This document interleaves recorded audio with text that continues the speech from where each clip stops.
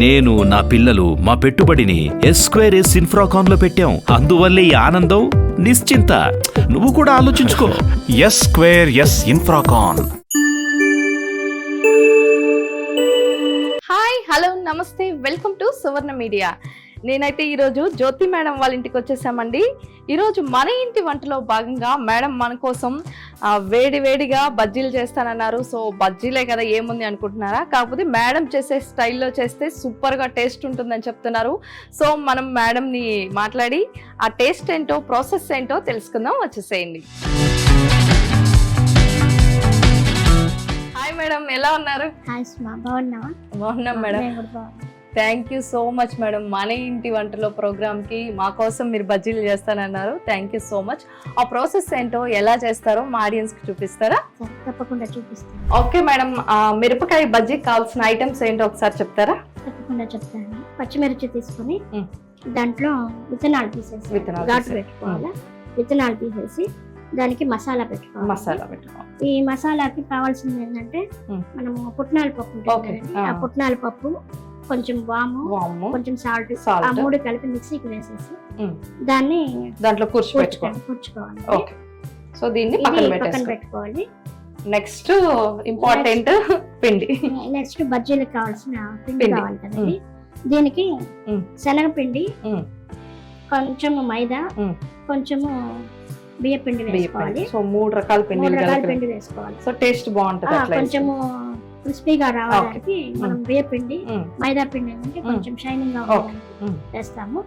కొంచెం baking soda మనకి సరిపోయినంత సాల్ట్ వేసుకోవాలి.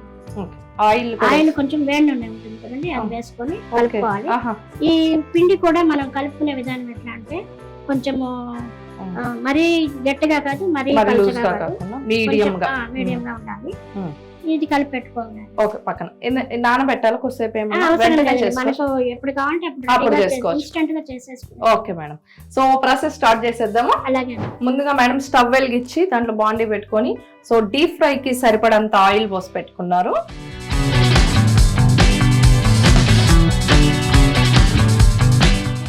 వేయాలండి వీటిని. ఓకే.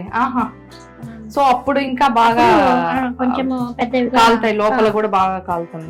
ఏం చదువుకున్నారు మేడం మీరు? స్టడీస్? నేను బిఏ చేశాను. సో జాబ్స్ ట్రయల్స్ చేయలేదా మేడం?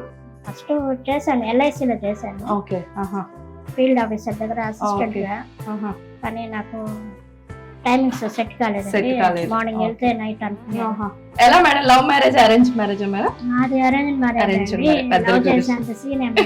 Okay madam. ఎందుకు బ్యూటిఫుల్ గా ఉన్నారు చాలా. ఉన్నా కానీ అంత గట్స్ ఏం లేవండి. ఓకే.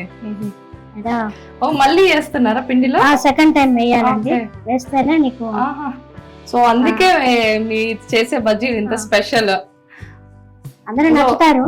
ఓకే. ఇప్పుడు మీరు టేస్ట్ చూస్తారు కదండి, అప్పుడు చెప్పండి. సో మనం బజ్జీలే కదా అనుకుంటాం, ఏంటి ఈజీ అనుకుంటాము. సో దీంట్లో టేస్ట్ రావడానికి కూడా చాలా చిట్కాలు పాటిస్తున్నారు మేడం. ఈ టైప్ లో ట్రై చేయండి, చాలా టేస్టీగా ఉంటాయని చెప్తున్నారు. సో మనం కూడా టేస్ట్ చూద్దాము ఎలా వస్తాయో. సో కాకపోతే మేడం చేసే స్టైల్ కొంచెం డిఫరెంట్ గా ఉంది. రెగ్యులర్ గా మనం చేసుకునే దానికన్నా మేడం కొంచెం వేరుగా చేస్తా ఉన్నారు. 2 సార్లు వేసారు. నేను చేసిన బజ్జీ, మిర్చి బజ్జీ ఎలా ఉందో తప్పకుండా మేడం. చూడడానికి నోరు ఊరిపోతుందండి. సో బాగా ఫ్రై అయి ఉన్నాయి, సేమ్ రెస్టారెంట్ స్టైల్లోనే ఉంది మేడం.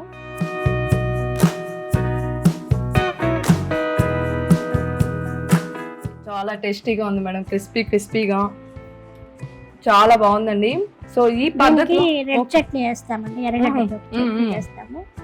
ఇది దానికి కాంబినేషన్ బాగుంటుంది. పచ్చిమిర్చి కూడా అంత కారం లేదు మేడం, లోపల మీరు మసాలా వేసాం కదా. సో దాని వల్ల అది అంత కారం అని పీడలేదు. చిన్నపిల్లలు కూడా చాలా బాగా తింటారండి. సో చాలా టేస్టీగా ఉంది. బయట దొరికే మనకు రెస్టారెంట్స్ లో దొరికే బజ్జీలానే ఉన్నాయి, మీరు కూడా ట్రై చేయండి. సో చూసారు కదండి, మన ఇంటి వంటలో భాగంగా జ్యోతి మేడం మన కోసం వేడిగా మిర్చి బజ్జీ చేశారు. చాలా టేస్టీగా ఉంది. సో మీకు కూడా ఆ ప్రాసెస్ నచ్చినట్లయితే తప్పకుండా మీ ఇంట్లో ట్రై చేయండి. సో మా వీడియోస్ కానీ మీకు నచ్చినట్లయితే తప్పకుండా సబ్స్క్రైబ్ చేయండి, లైక్ చేయండి, షేర్ చేయండి. సో మీరు కూడా మా వీడియోస్లో కనిపించాలనుకున్నా, ఇలాంటి వంట ప్రోగ్రాంలో పార్టిసిపేషన్ చేయాలనుకున్నా కింద డిస్ప్లే అవుతున్న నెంబర్కు కాంటాక్ట్ అవ్వండి. సో మరొక వీడియోతో మళ్ళీ కలుసుకుందాం. చూస్తూనే ఉండండి మీ సువర్ణ మీడియా. కెమెరామెన్ శంకర్తో మీ సుమ బిందు.